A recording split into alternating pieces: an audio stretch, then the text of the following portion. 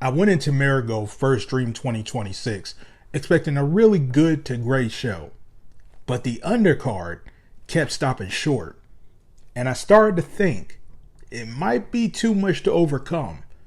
So in this review, I'm going match by match to show you what dragged, what hit, and whether the final two matches did just enough to earn your money.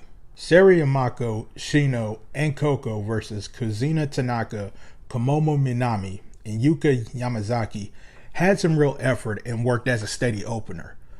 The catch is, though, it never built into a real closing stretch, and that's why for me it tops out at just 2 3/4 stars. Koki Imare, Nasumi Shizuki, and Hummingbird versus Nayo Ishikawa, Nagisa Tachibana, and Moko Hazono started finding the rhythm that I was getting into. But even then, it ended right when it was finally starting to get interesting. So by the end, it levels off at just 2.5 stars. Megaton vs Popular Guy K, which turned to be Toribon Tokyo Japan, was pretty much filler like I expected.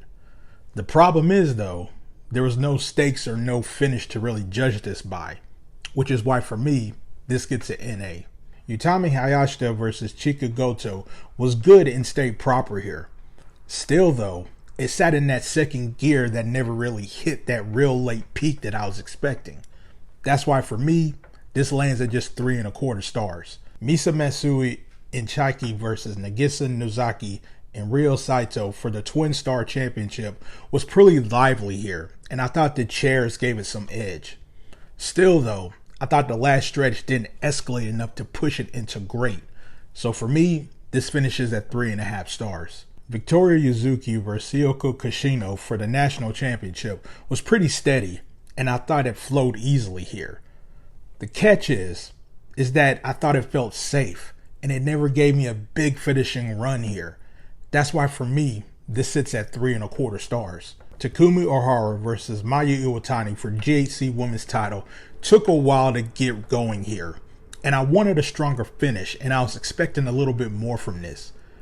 Even then, though, once it started clicking, it delivered at a great level. So for me, this gets 4 1/4 stars. Miku Aino versus Mai Sakurai for the Marigold World title also took a while to get going here, and I thought a few spots weren't really that smooth. Still, though, the closing stretch came together strong, and it cleared that watch line of just 4 1/4 stars. By the end, Marigold's First Dream 2026 was held back by the underwhelming undercard in my opinion, but the last two matches delivered the level that the rest of the show didn't. So I got this at an 8.0 out of 10. I recommend this.